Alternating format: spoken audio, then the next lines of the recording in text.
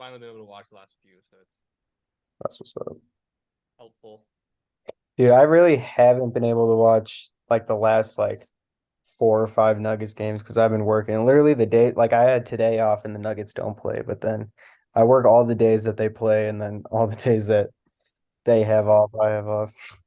But that's always I, rough. I I've got like the a good grasp on things, I guess. Grasp. All right, Yeah. that works. That works. Okay. Welcome back, everybody, to another episode of the Sideline. My name is Rishioza, My name's Asher Hire. and we are back. I think this is a 3 week break this time instead of 2 week, but Yeah. that means we got a little more to talk about. We will be going talk about the Broncos, seeing what their chances are to make the playoffs. We are pretty spot on with I think how we talked about it the last time we were talking about the Broncos.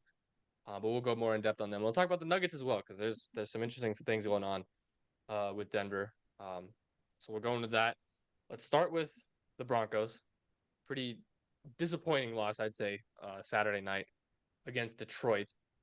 What what was your expectations going into that game, and then has your opinion changed about where Denver is as a team post Saturday? Um, my expectations going into the game was that the Broncos were going to win. I literally did think that. I thought the Lions were kind of reeling.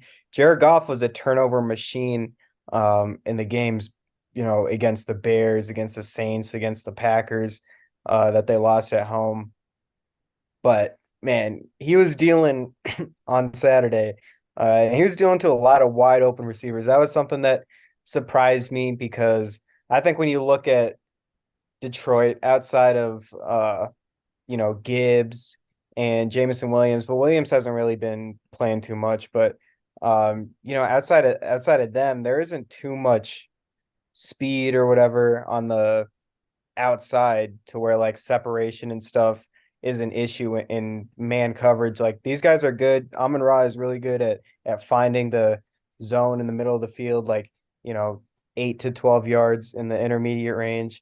Laporta did the same thing. So I wish that we had ran more man because it seemed like the linebackers and the safeties, PJ Locke, seemed like they were getting confused in zone Yeah. and getting exposed. And so I don't know why after the Bears ran man coverage against the Lions that entire game, like Jalen Johnson, like they literally logged like 80% man against Detroit and they held them down extremely well. I thought Vance was going to kind of copy that game plan. And considering the amount of turnovers that Jared Goff had and the amount of turnovers that the Broncos had forced on defense, I thought this was going to be a prime game for, all that to kind of mesh and reach like a boiling, level to where both teams take advantage of that, and then the Broncos come away like with two takeaways and win the turnover battle. But they lost this turnover battle. And man, it looked a lot. Miami, it looked like Miami outside of the first quarter.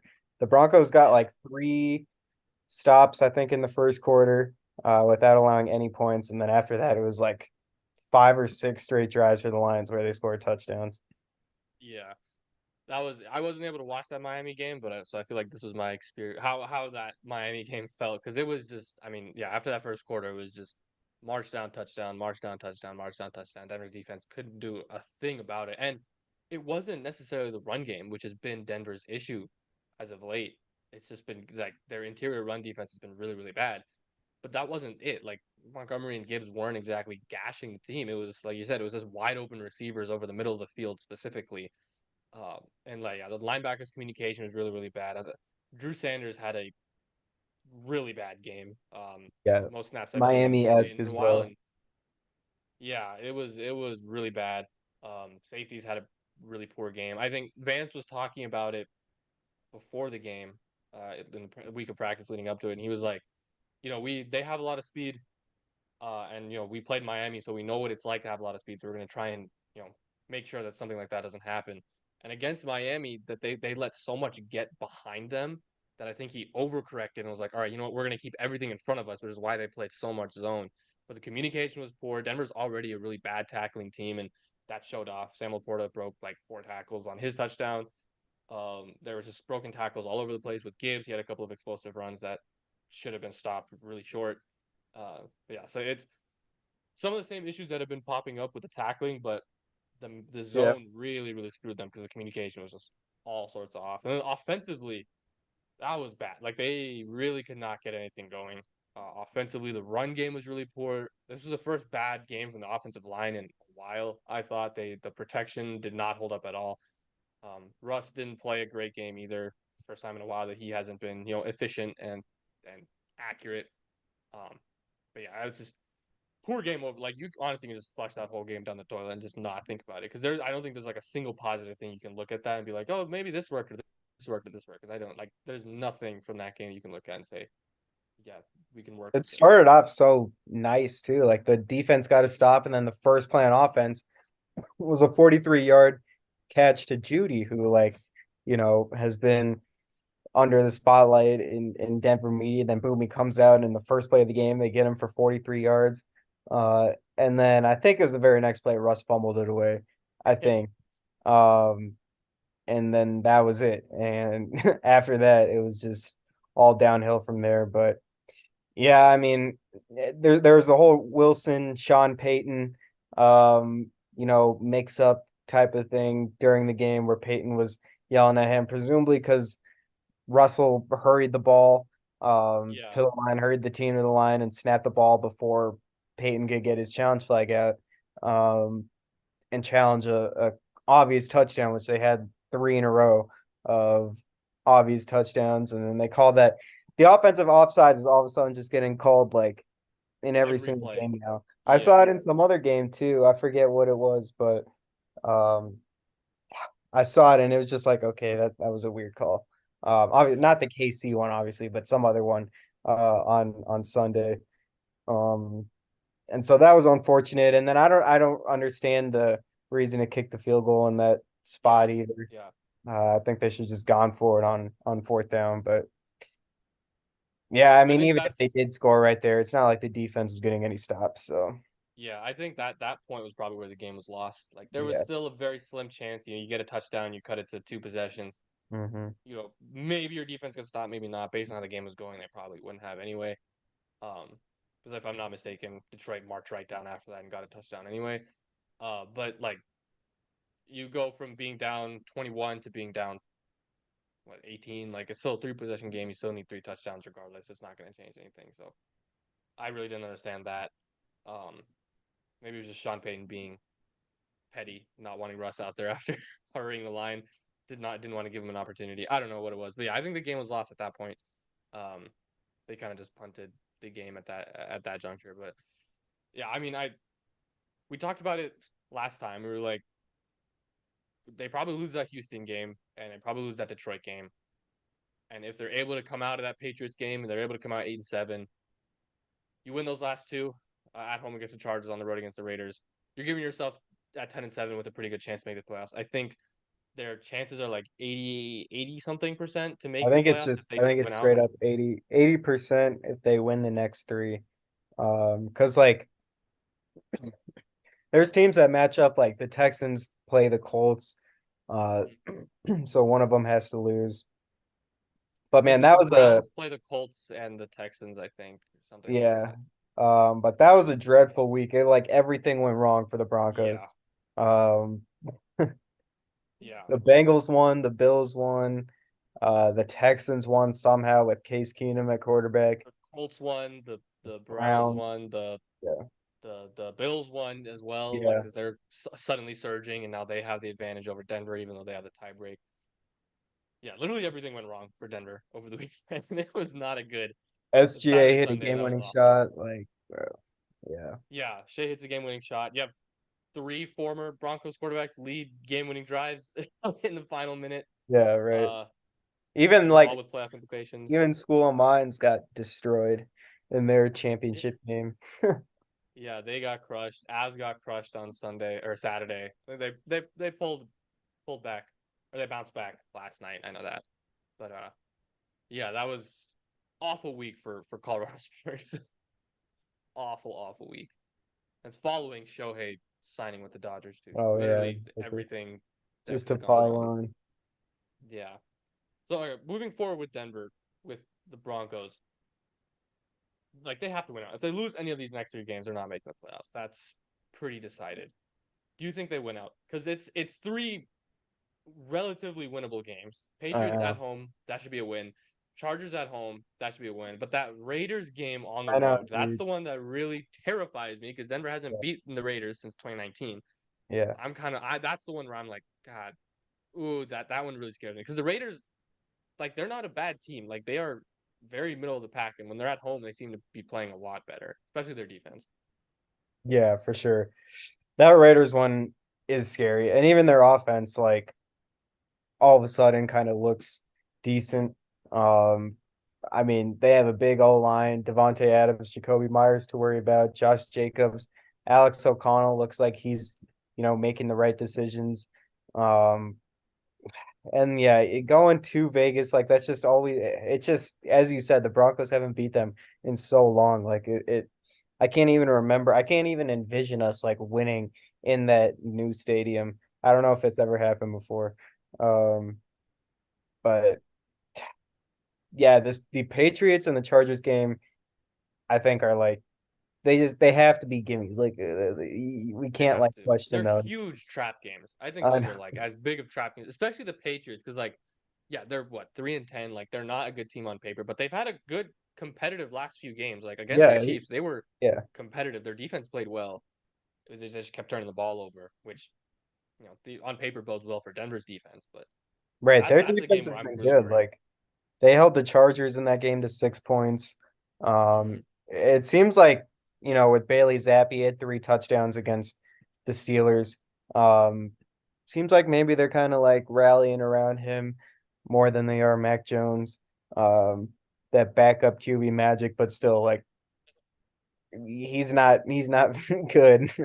And Yeah. hopefully he doesn't threaten the Broncos defense. But if they like have everybody open like they did in that Lions game, it doesn't matter who's back there. Um, Yeah. But here's the thing with the Patriots. Like, there's no actual weapons on that offense, which is yeah, what makes it so confusing how they were able to gash the Steelers defense. Because Steelers defense is good. It made no sense why they were able to gash them like that. Theoretically, if Denver plays man like they have been recently, and if they're able to be aggressive and force Sappy into some rash decisions like how Kansas City was able to do, theoretically, on paper, they should win. It's just, December football, any given Sunday mentality, especially from a team that has nothing to lose versus a team that literally has everything to lose. It just gets so scary and it gets so tense. Um, I don't know. Yeah, that game and the Raiders game are the ones where I'm like, ooh, as tough yeah. as a stretch as the Patriots have had the last couple of seasons, it is still Bill Belichick on the other side coaching. So And then even with the Chargers, like new interim coach, we've seen this in the past few years. Rich Bisaccia, like these guys who just all of a sudden, even the Broncos, Jerry Rosburg, yep, last year, he came in and the Broncos all of a sudden look good. And so it's like, imagine that guy comes in and then all of a sudden, I don't even know who it is. I don't know if they've announced it yet. it's like Uh, GIF something, or that might be their GM or JoJo something. okay. I don't remember But their I last mean, name. I don't remember. regardless, like their defense is still talented. I mean, if he has them playing and motivated more than Staley does, I mean, they have playmakers on that defense that can keep that game a game. And a big, I don't know the Keenan Allen health situation, but some catches here and there by him. I is Mike Williams out for the season? I feel like I'm Yeah, like, yeah, yeah, okay. um, I don't know. So as you said, it's the NFL any given Sunday, but and it is all 3 games. I think that the Broncos will be favored, and they'll probably be favored by like a point and a half in that Raiders game. yeah. Um, Especially because the Raiders are still technically in the hunt. Like they if they win out, they have a chance to make it as well. It's a very slim chance because I think they're what 6-8 right now, or yeah, they play 7, the 7, Colts, 8 or something. so we might need him to beat the Colts, Yeah. Oh my god. Like I guess. this last Sunday was so demoralizing. Like Yeah, every single team Denver needed to win. Act like that Bears game was so bad. 'Cause I was keeping track of that the entire time. I was like, oh, they're up 17-7. Oh, it's 17-10. Oh, it's 17-17. Oh, it's 20-17. Oh, they had a Hail Mary and it turned out in an interception, even though it was right in his hands. I know. And the Texans Titans game. Oh my God, Dude, that that one game was was making me so brutal. mad. That one was brutal. It was like Derrick there's Henry, so wait, yeah, many up and 15 carries down. for 12 yards. Yeah. No, oh my God, it was crazy. Um, I feel like they showed a stat he had like 12 touches or something for 3 yards, like maybe in the second half or something like that. But dude, it was like so back and forth. That Chris Moore catch where it looked like it was gonna be an interception and then he mossed it. I was like, no way, it looks like the Titans are gonna win. And then the Texans said that run in overtime where it's like, okay, it's over. And then the holding call, I'm like, oh wait, okay, maybe there's still a chance.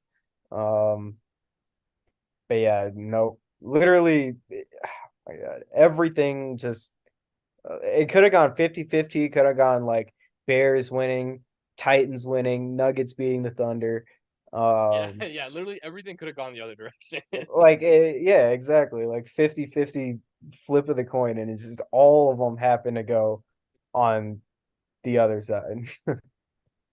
Oh, it sucks. It really, really sucks. One good thing that happened did happen though, at least for us, the Drew Lock agenda lives. Oh my God, yes, dude. It does still live on. Drew Lock goes down against the team that made the Super Bowl last year, 93 yards and like makes these throws that Russ hasn't made all year. Um, but man, yeah. That was just beautiful to watch. And then his post game, that made me so happy. Yeah, It was making me a little emotional too, because bro, like he's been through so much, and I feel like we know, like he still has that talent. he But still he was has it. saying like, oh, he didn't know if there were thoughts where he was like, oh, I don't know if I belong in the league anymore. I'm like, no, bro, you No, do. Drew, you belong. You belong, Drew. I was so happy for him. I was like keeping track of it because it was going on during the Yeah. Nuggets game, so I was watching, but I was keeping track. I was looking in, and then I just got like a notification from like a Schefter tweet, and it was like, Drew Lock leads the Seahawks back, and I'm like, no way. Let's Yeah, go. I was watching it live at work, and like, um, that throw to Metcalf was like a double team. Mm, Metcalf made that catch, and then the one to JSN, like you could just see him separating and the ball getting there. Like, oh my God, this is gonna be so perfect. And there it yeah, was. And yeah, it was beautiful. I absolutely loved it. My question to you for that though, Gino's presumably he was healthy enough to suit up today, but he didn't actually play. Like he was active, but he didn't play. Probably in the Next playoffs week, to play if that was a yeah, play. like, but do you think that they start Lock next week, or do you think that they pull Gino? Do you think Pete Carroll's a hot hand guy? I think he is. It seems like he is. Um, man, I don't know because he had a good game. I feel like against the Niners too. Yeah. I mean, he threw for 270 yards against a good, obviously, the Niners defense. Um, dude, I don't know. That's tough to say. Who they I they hope he does. play They play the play the Titans. Chargers? Oh, Titans. Okay. That's a tough defense. Is it on the road or in Yeah, on the road. okay. That's a tough game. That is a tough game. I mean, I'd love to see Drew. I mean, I like all my friends. They're like, no, we have to root for like they love Drew Lock. They're like us. They really like Drew Lock, but they're like we have to root for his downfall because if he plays good and Russ plays bad, that trade looks so much worse. Like it already looks bad, but that trade looks so much worse if they traded them their next franchise quarterback after giving us theirs. But I just can't help it. Like I can't help but root for him. I would absolutely love to see Drew Lock lead Seattle to the Me too. playoffs. That would Me be a too. dream come true. Like genuinely, I'd be so happy to see that. I know. No, I would too. Like he finally gets his chance, and like without Vic Fangio holding him back, and he's matured. Like, yeah, obviously he had those issues where he's throwing interceptions left and right. But he's 27 years old now. And I feel like all he needed was like one more year of him starting, and he could have put it all together, and he never got that year. And now he finally kind of has it. He's even shown in the preseason. He's played pretty well in the past couple preseasons.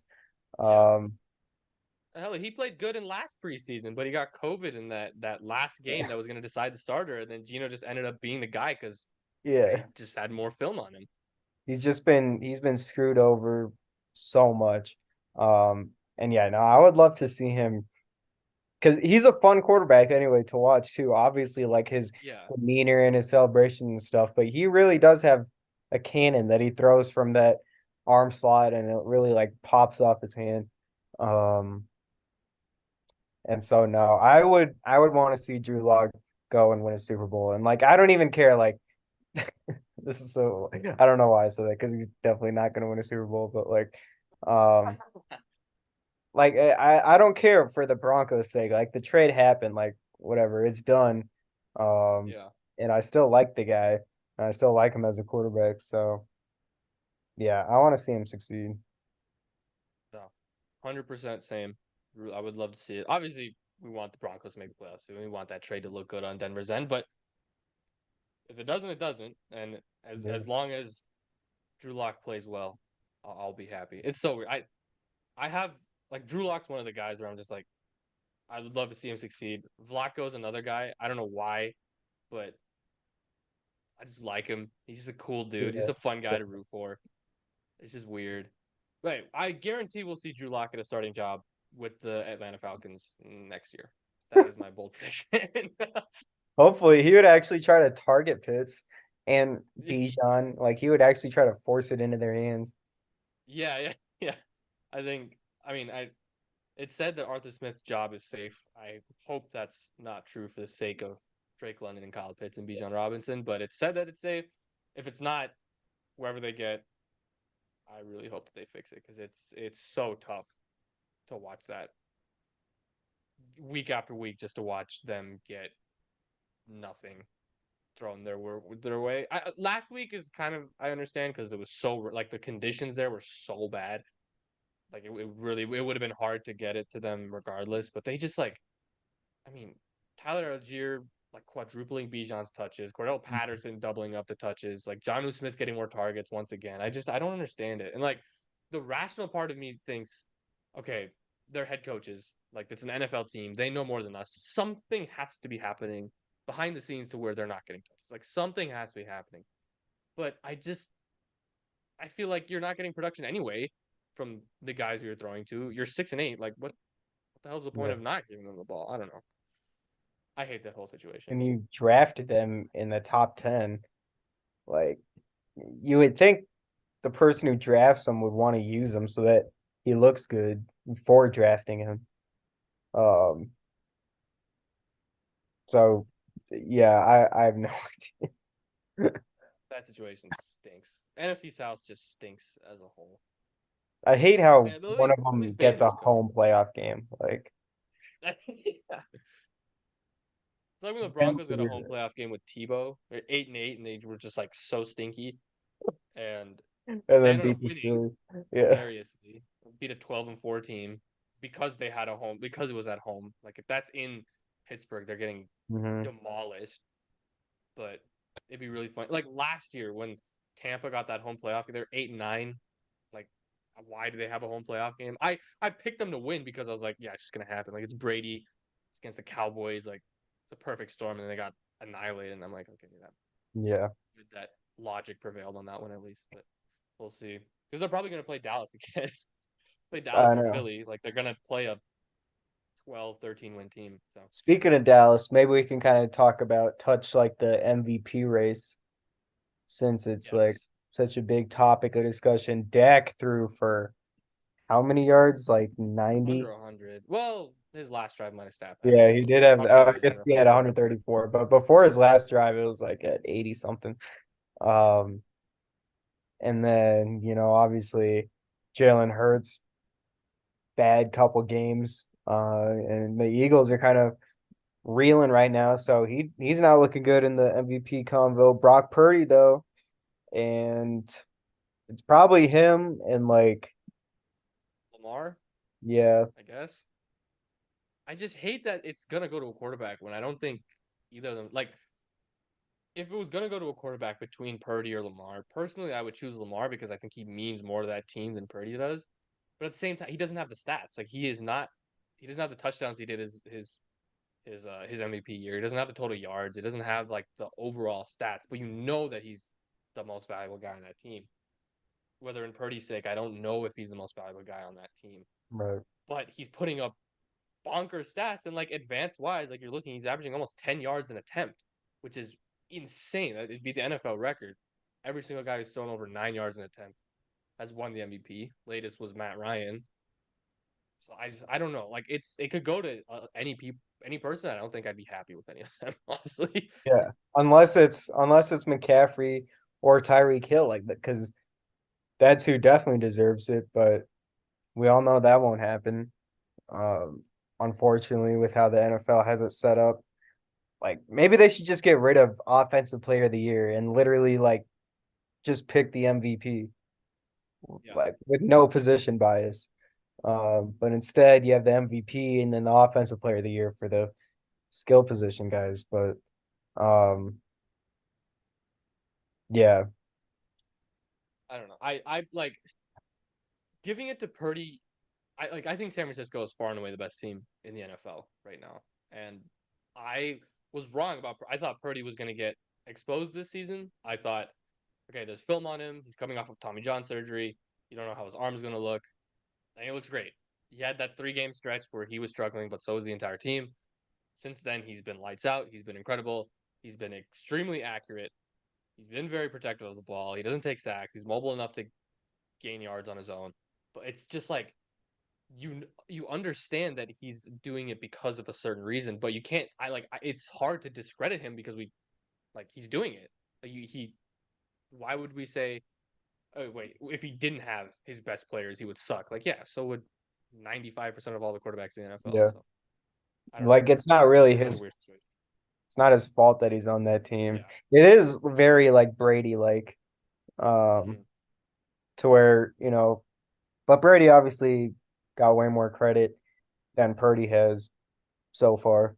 Um, and yeah, I think Brock Purdy is good. I don't think he's like MVP caliber good. I think he is a very good quarterback though. Yeah. That does deserve, a starting spot, obviously. But yeah, when you just look at those games, like Debo Samuel's just wide open, McCaffrey's wide open. It's so funny. Kittle came in, or Sam Darnold came in for 2 plays, I think, in the Niners Cardinals game. He throws to Kittle wide open, right in his chest. Kittle drops it. The with Sam Darnold in the very next play, Brock Purdy comes in, throws it to Kittle, and he makes this juggling one-handed catch. I'm like, of course he makes it with Purdy in the game, but then when Darnold's in the game, he drops it. And so that makes Darnold look bad. Go 0 for 1. Meanwhile, Purdy gets those yards. It's funny, but yeah, I don't know. This feels like it's like the first year that um the NFL has like really evolved like since my childhood because it's been like slowly, with Peyton retiring, um, all those guys, Roethlisberger, Rivers, Breeze, Brady.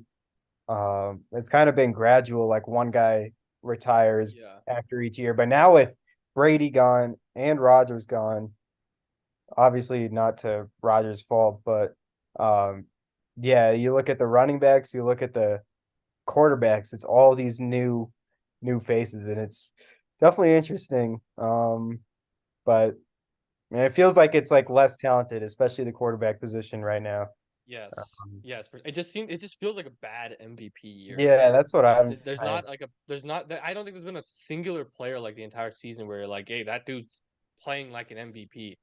Specifically from the quarterback position. Like there hasn't been a guy who's just been dominating but and blowing you everybody out of expect the it to water. be like going into the year, Mahomes, Herbert, Allen, Hmm. Burrow, like and Lamar all in there, but Yeah. none of them except for Lamar have kind of made it to this point of the season and are Yeah. remaining in the MVP convo. It's kind of And crazy. and honestly, it's to none of their own faults either. Like Yeah. Burrow came into the season injured, got healthy for like 3 weeks, and then got hurt. Herbert's coach was a moron, and then the entire team wasn't that good. And they drafted a receiver with literal bricks for hands, unfortunately, instead of getting Zay Flowers or Jordan Addison, who went right behind him. Mahomes, same thing, don't have any weapons. The guy who they want to be the wide receiver one, same thing, cannot catch a ball and is like single handedly lost him like 3 games because of his mistakes. Uh, and then Lamar, like it's just been because their run game has been so good and they've been so good in close games that they're Yeah. doing it. But it's not really because he has been elite. It's because I Yeah. mean, in clutch in games he's been really really good. That Rams game, he was really really good. This Sunday he was good, but like he hasn't been exceptional, which is Yeah. just it's so weird to not have an exceptional playing quarterback. And like I think Dak was playing great up until this last Sunday. Like he was I really know. solidifying himself as a guy, and then has the worst game of the season, and now he's Yeah. fully out of the race because there's only 3 games left. Josh Allen, like also like I feel like not really to the fault of his own. I still feel like Josh Allen deserves more credit. I think he leads the NFL in like total touchdowns. Um, but also he does have 14 interceptions already, and he's definitely not playing as well as he did last year. And when that happens, I feel like it's kind of hard to win MVP if you play worse, I guess, compared to what we've seen before, um, for players, for top players. But um, I mean, he has really outside of Diggs and James Cook showed up last week. Yeah, Outside of them, I mean, it's tough. Like he is their whole offense. uh, I mean, he he does is more for that team probably than Purdy does for the Niners, in terms of like just total success production. Yeah, in production. Yeah. yeah, Uh, it's weird because like he leads the league in total touchdowns, and he also leads the league in total turnovers. But it's just what do we want him to do? The run game really hasn't been good up until the last couple of weeks. His receivers are not great. Gabe Davis, since they fired their old OC, it's now Joe Brady. Gabe Davis has had 1 game with a catch in the 4 games. He was gonna say, I feel like I haven't zero seen zero him zero, show and up in one game one. was like 4 for 106 and a touchdown, and then everything else, rest of the games he hasn't had a catch. So I like, what more do you want him to do? There's still the tight end situation is weird because they drafted Kincaid, but Dawson Knox is still good. They don't know whether to put them in 2 tight end packages or 1 tight end packages or throw it to them or leave them blockers. You have no idea. And then outside of Diggs, there's no other receiver that is there to actually throw the ball to. So I don't know what like No. that offense. They just need another playmaker outside of Josh Allen to help. Yeah. Well, that probably is that it for football talk. Uh, Probably, yeah. It's just moving on to yeah. basketball for the Nuggets. It's weird. Nuggets are a weird team right now. I'll say it. I don't really know what to make of them. Obviously, they're still championship quality, but they've dropped a few games already this season that you should have expected them to win. Specifically, the Houston and the OKC games, back-to-back home losses, not good. Especially when you're relatively fully healthy. The OKC one you didn't have Caldwell Pope, but the Houston one you had everybody, and that one they lost for really no reason. Jokic was elite for the first month and a half of the season, but the last few weeks he's been up and really down. Um, the bench has been really up and really down. Since that Houston loss, they have been like lights out and insanely good. But that they're young players. They're gonna have their highs and they're gonna have their lows. And right now their highs are really synced up. Sometimes their lows are gonna be synced up, and it's gonna look really bad like it did against Houston. I don't know what to like. I really have no idea what their playoff rotation is gonna look like for the bench. I really don't. I think they're probably still gonna go with that small ball, Aaron Gordon at the 5, but I don't know who the 4 is gonna be. Like I don't like against OKC they ran it with MPJ and they had left Peyton Watson out and then staggered Peyton Watson with the starters, and that worked until the last couple minutes when they left MPJ out and the offense became super stagnant. So I don't know what to make of it. Like I really don't know what to make of the Nuggets current state right now. Yeah, it's interesting. I feel like I'm higher on them than you are right now. I still think that I might even like, they've shown glimpses of that I think can be better than last year's team, especially on the That's true, bench, yeah. recently. I mean, last year I looked it up, negative 8.6 net rating on for the bench last year. Now it's negative 4.7. So still negative, obviously, but a 4 point increase. It was fifth worst in the league last year, but in the last 5 games, they're positive plus 9.9 net rating. And the Nuggets are third in the league in bench points in the last 5 games. And that, as you said, as you mentioned with Peyton Watson, has a lot to do with him. He's had his best stretch in his career in the past week. Julian Strawther looks like he's getting more comfortable. Christian Brown looks like a better player than last year. And then Reggie Jackson obviously gives you a tremendous scoring uh, Yeah, punch. He's been phenomenal this year, scoring the basketball. And then even DeAndre Jordan, when he comes in, he's been good, but obviously not a playoff rotation player. But AG will take that 5 spot most likely in the playoffs, in the backup five. So I mean, the bench is better. It's been tough with Jamal trying to get him situated because he's only played however many I was just about to look this however many games he's played now. But he's missed about like half of the season so far. And getting him integrated, we know like how long it took for him to look like Jamal last year, and it still feels like he hasn't gotten really his feet under him this season, and had a consistent stretch of good games. But hopefully, if he continues to stay healthy, um, as he has recently, I think it seems like each game he's improving. He was 4 for 4 from three last game, so it seems like he's improving. The starting lineup is still phenomenal when it's out there, yeah, um, and so I mean I don't know. I feel like I'm definitely higher on them than you are. I understand like yeah, Jokic hasn't looked great recently. But like the ejections and stuff, that's been annoying. But yeah, the field goal percentage yeah, thing is weird. Um, but I don't know. I still feel like he'll be able to fix that, yeah, correct that, especially in the playoffs. Um, yeah. And I'm not like I described it as if I was like low on them. I'm not low. Like there's still a I still think they're the best team in the Western Conference. I still think that they have a chance of the 1 seed. Minnesota's their next like month is a gauntlet of a schedule. It's majority on the road and it's all above plus 500 teams. So you're really gonna find out if Minnesota's legit or not. I unfortunately think that they are legit, but we'll really find out. And this is a stretch where Denver can probably gain some ground because the rest of the season they have considerably the easiest strength of schedule. Like exactly. by a legit amount, they have the easiest strength of schedule remaining. They don't have many back. I think they only have one more back to back, like the rest of the season. I think, or until All Star break or something like that. They barely have any left. They have rest advantage in a lot of their games. They have travel advantage in a lot of their games.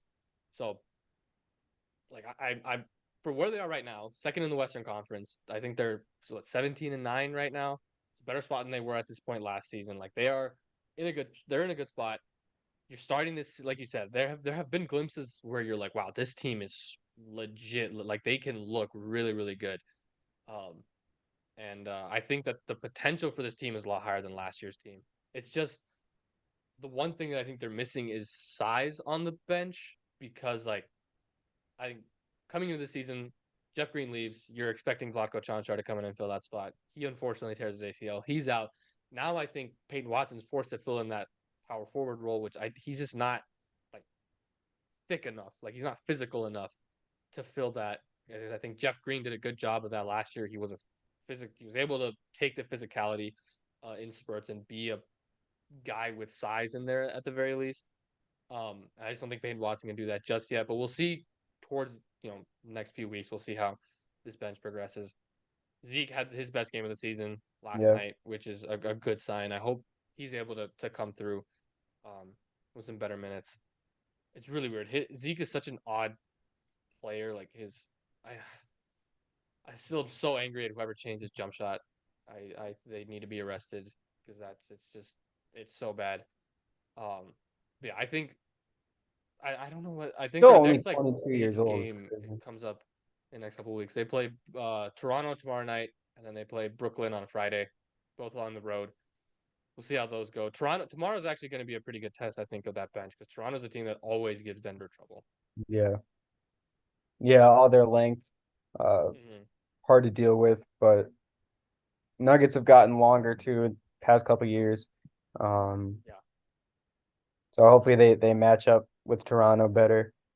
Um, but yeah, I think they're probably the best team in the league.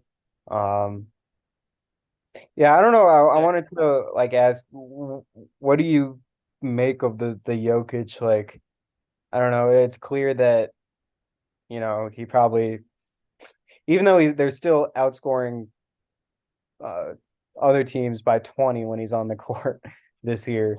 And he had the triple single last night. I saw he was getting hate about that, even though he was like a plus like 30 um in the game. But the Nuggets offense actually is averaging they have better points per 100 possessions this year than last year with Jokic on the court somehow, even though it feels like they're playing worse. I don't know. Yeah. Um, It's definitely like a championship hangover thing. This is our first time experiencing something like that with obviously with this team. So it's definitely like a championship hangover. It's more of playing himself into shape, which we haven't seen in a while. I don't think he's in shape, but more of playing the rust off, which hasn't happened over the past few seasons because of him having longer off seasons because of the way he's kept his body in shape and the way he changed that. But obviously this off season was a lot different. So I think it's more of just like knocking the rust off. And I think that they have an opportunity over the next couple of weeks. It's Raptors, Nets, Hornets on the road this whole week. Um, which, they should go 3-0. Those are teams that they should be able to beat pretty handily. And their next legit test is that Christmas Day game against the Warriors. But even then, they're not going to have Draymond Green. We don't really know what the deal is with the rotation because Andrew Wiggins has been moved to the bench. But he might have to start now because of no Draymond Green. They're relying on their young guys, but they're also, you know, really old still. They're a weird situation. Then they play the Thunder next Friday, the 29th. And I think that's probably their next big, huge, legit test because the Thunder, presumably are a team that Denver's going to have to play in the playoffs this season. I think, just based on how it's forming out, I think they're going to be a 3 or a 4 seed. So I think in the second round, Denver's probably going to have to face up against them. But that's probably their next big test because that game against OKC on Saturday was bad. Like the late game execution, late game rotations from everybody, especially like Malone had bad rotational decisions in the last 5 minutes. So we'll see. But it yeah, I was think it's a yeah, lot more of like just knocking off the rust, and also like you said, Jamal Murray's missed most of the season. Michael Porter Jr. came into the season not healthy. Like he had his left ankle was, I think he said it was a grade 3 sprain, which he should have been out for like a month, yeah. but he missed like 2 weeks and came back, and he was still playing himself into shape. Same thing with Christian Brown. Like he probably shouldn't have played the first couple of weeks. And we're starting to see now once he's gone fully healthy that he much improved shooter, much improved ball handler, much improved finisher at the rim. He's taken a big step. The younger guys, Watson, Strother, they're all getting more comfortable. Reggie Jackson finding his role with the bench rather than being a starter. So I think we'll start to see it shape up over the next couple of weeks. But yeah, there's just been so much stuff combined into one over the first couple of months that it's definitely been hard to see it through. Right. Aaron Gordon was talking about on this podcast recently that he and Mike Malone had, I guess, a discussion. I guess Aaron Gordon was kind of mad about his role. And this discussion took place only like a couple weeks ago. Because I guess they kind of got into it or whatever, but it seems like everything is fine there. And so hopefully, like as you said, there's just been so much stuff going on, but it does now finally feel like things are steady, and the schedule is finally lightening up a little bit because um they had so many road games the start of this month that it was just insane. And I still feel like they have like less than half their games have been at home by like 3 games. I feel like they've played in like 3 more road games than they have home games. Yeah. And then yeah, you brought up the back-to-back stuff. And then the health. So it feels like this is finally the time that this team is poised to make a run. Um, that is what I'm hoping for. And then as you said with Minnesota, they're definitely legit, but their schedule gets a lot harder. It kind of like flip flops. It evens out. The Nuggets get so much easier. The Timberwolves gets harder. Meanwhile, the Timberwolves have had like the easiest schedule in the league so far. And so yeah, I'm thinking a run is coming soon. And hopefully we can be fighting for that one seed again. Because that was just so meaningful to carry the one seed all the way through the playoffs. Yeah, they're not gonna have the same path. I think everyone knew that even coming into the season. Like it's not gonna be like at this point last season, Denver, gained control of the one seed and they didn't let it go, for the entire rest of the season. But they're gonna have to push towards the end of the year, which I think could come back to bite them a little bit just because of the shortened off season, because they're gonna have to play so many minutes. Like they're gonna have to push and like actually try in March to keep the one seed rather than resting guys and clearly not giving 100% effort in certain Mhm. games. So, because Minnesota's going to be coming for it. OKC is only a couple games behind it. They're going to be gunning for it. So, Yeah, we'll see. I mean, people like I think Minnesota is very legit as well. Like I that's a good team. Like they genuinely were Denver's hardest matchup last season. They're and healthy that was now. I without really want to see them healthy. Huh? McDaniels too. Like, Yeah, without McDaniels, without Nas Reed. It was only with like 30 games of Cat, Gobert, and Edwards all playing together. So now they have all those guys set. They have them. They're playing great. Gobert's healthy. He was playing with a bad back like all of last season. He's finally healthy. He's playing at a defensive player of the year level. My only thing with Minnesota though, and I genuinely believe this, is that they haven't had like this core hasn't had a legit heartbreak yet. right. Like they need to lose.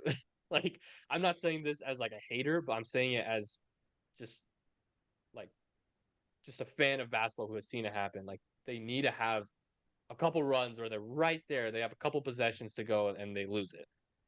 It's happened. It happened with Denver. Happened with Golden State. It's happened with everybody where they're right there. You know it's there, and then they lose it. You tweak it a little bit, and you come back and you win.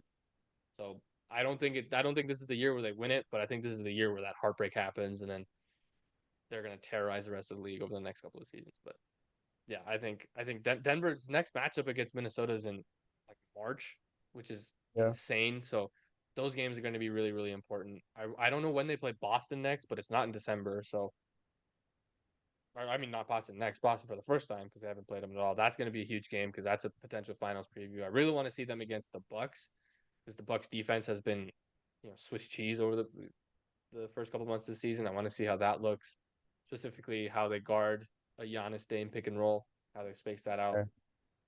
But yeah, a lot of what I most want to see is I want to see Jokic have like a dominant game. I just want to see him go for like 40, 10, and 15 or something and just like do that again because I think his confidence Gotta is a little happen low right now. soon. But Yeah. yeah, yeah, they play Charlotte on Saturday, so who knows? Maybe we'll see a Joel Embiid performance from Jokic. I wish he could play the Pistons and the Wizards and the Bulls every other game, but yeah, the last time he's had like one of those huge games was the second against the Kings, 36, 13, and 14. Since then, he hasn't really even sniffed 30 points. Um, Yeah, but yeah, it's just been weird. He was shooting so terribly against the Clippers and the Rockets, ejected against the Bulls, um, and then the blowout against the Mavericks where he didn't really have to do anything. But yeah, hopefully the shooting numbers. I'm just hoping and just praying that that stretch of him going 9 for 32 and 9 for 26. I'm hoping that doesn't derail him from trying to like still like put the team on his back scoring wise, yeah, and get those amount of shots up. Because since then, his highest shooting game has been 15. Um, but before that, from December 8th and before December 8th, he was shooting the ball, close to 20 times a game, which we've never really seen out of him. yeah. And And he was at 30 a game too. Like he was putting up 30 points a game on really good efficiency. yeah, yeah. And then since his poor shooting nights, he's kind of like fallen back and hasn't been as aggressive, and so I'm hoping that doesn't creep into his head. Um, yeah, we'll see. Yeah, but he's got to stretch against teams where he can do it. Yeah, Probably not against the probably well maybe against Toronto. We'll see how they play against because Nick Nurse isn't there, so he's not just gonna send literally every defender on the court at Jokic at once. So we'll see how Darko does it.